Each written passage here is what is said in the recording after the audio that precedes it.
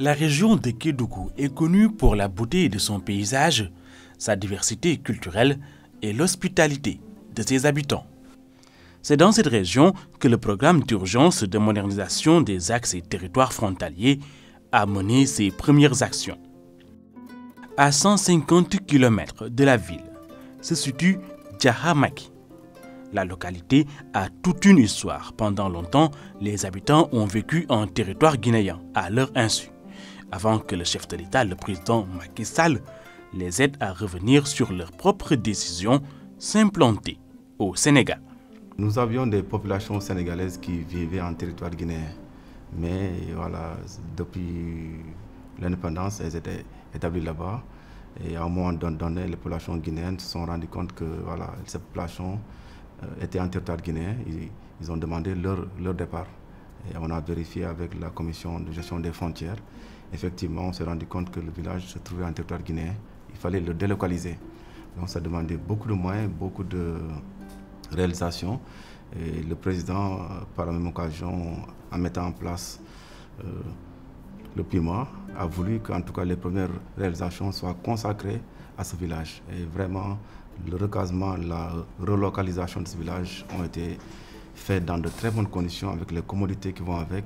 C'est le lieu pour nous vraiment de saluer cette trouvaille du chef de l'État à travers le PIMA, mais également de remercier le PIMA pour toutes ces réalisations qui nous ont permis d'avoir un village moderne, fonctionnel aujourd'hui, à quelques encablures de la frontière avec la Guinée. Dans ce retour au pays, le PIMA a joué les premiers rôles dans le choix du site, la mise en place des infrastructures sociales de base, la remise d'un appui de 300 000 francs aux 32 familles vivant à Djaha. Nous sommes à 5 km du Mali et à 13 km de la Guinée-Conakry. Et malgré la distance, Djahamaki dispose presque de tout. Chaque matin, les enfants viennent fréquenter cette école.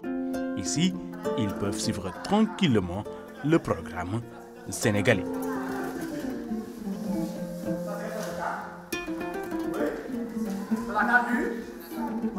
Aujourd'hui, on peut dire Alhamdoulilah, Dieu merci, parce que là, on était l'ancien Djaha, on était sur abri provisoire. Je signale, pendant 8 ans, l'école était sous abri provisoire, mais aujourd'hui, quand on regarde aujourd'hui, la situation de Djaha s'est améliorée. Aujourd'hui, on a 2 salles de classe bien construites, avec des tableaux bien faits, là où les élèves apprennent. Et même l'école, quand vous regardez la salle de classe, c'est électrifié. Il y a le courant, même la nuit, des fois, les élèves, ils se rencontrent ici en classe pour apprendre. Les habitants de Djahamaki ont non seulement un poste de santé moderne, mais aussi tous les équipements nécessaires à son bon fonctionnement. L'infirmier affecté ici est l'un des plus outillés de la commune.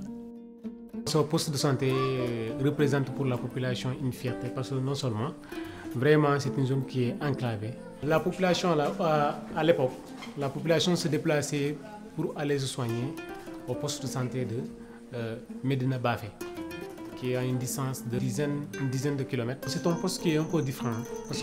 Pourquoi? Parce que c'est un poste frontalier, comme je l'ai dit au départ. Donc, qui reçoit les patients qui viennent de la Guinée, qui viennent du Sénégal, qui viennent du Mali. Il y avait un besoin en termes véritablement de prise en charge de cette population. Et je pense qu'en tout cas, durant la période, il y a eu beaucoup de réflexions et dans tous les secteurs, et plus particulièrement dans le secteur de la santé. Donc, il était question de mettre en place des infrastructures, en tout cas, pour permettre à cette population d'être prise en charge correctement.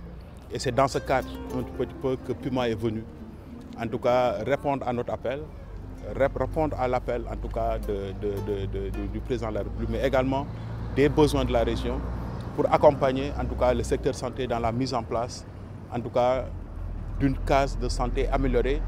Et aujourd'hui, on tend vers l'érection en tout cas de cette case en poste de santé, parce qu'aujourd'hui, en tout cas, c'est vrai que c'est une case qui a été mise en place, mais du fait de la distance qui sépare Djaha vers le centre de santé de référence, qui est de 70 km. Donc c'est la raison pour laquelle aujourd'hui on a pensé à l'ériger en tout cas en poste de santé. Il est vrai qu'il y a un infirmier qui est sur place aujourd'hui, en tout cas avec un logement, c'est vrai avec un dispensaire, qui a été bien fait et équipé, mais on a pensé un peu à améliorer l'offre de services en mettant en place une maternité. Pendant longtemps, piler le mil ou décortiquer le riz ont été de lourds fardeaux. L'arrivée de ces moulins du piment a allégé les travaux des femmes qui reçoivent aussi les habitantes des autres localités situées non loin de la frontière du Mali et de la Guinée-Conakry.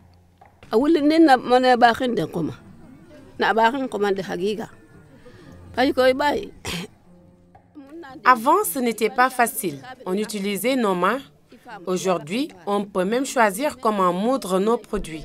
Nous nous organisons aussi pour bien gérer cet outil.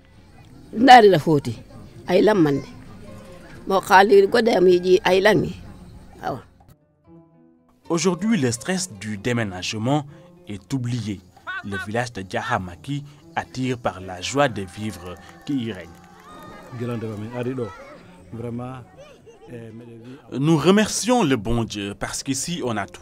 Le président Macky Sall nous a beaucoup appuyés et il continue de le faire. Nous préférons vivre ici, c'est mieux que là où nous étions. Là où nous sommes même, la demande est presque supérieure à l'offre. Parce qu'il y a beaucoup de gens qui quittent dans les zones, endroits qui veulent habiter ce village, Djara. C'est un exemple dans la sous-région, je peux dire. Parce que depuis l'événement du programme, franchement, les villageois, ils ont su l'importance. L'État a... Je ne cesse pas, je ne manquerai pas de remercier son Excellence, le président Macky Sall et le coordinateur Moussa Sow.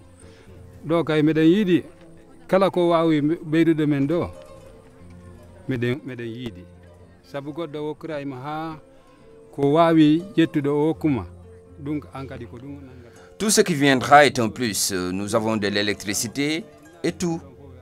Nous demandons rien d'autre. L'essentiel est déjà fait. Avant, on n'avait rien. Aujourd'hui, on a tout. Vraiment tout.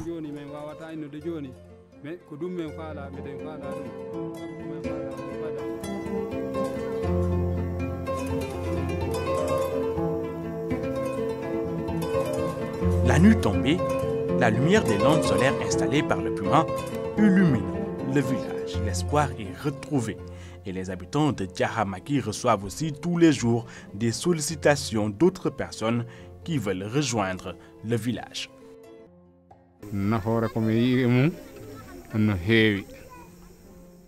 L'électricité est d'une grande utilité ici. Ça nous permet de vivre mieux. Grâce à elle, on a la sécurité et on ne craint rien pour nos enfants. On aperçoit tout de loin et les élèves peuvent réviser la nuit.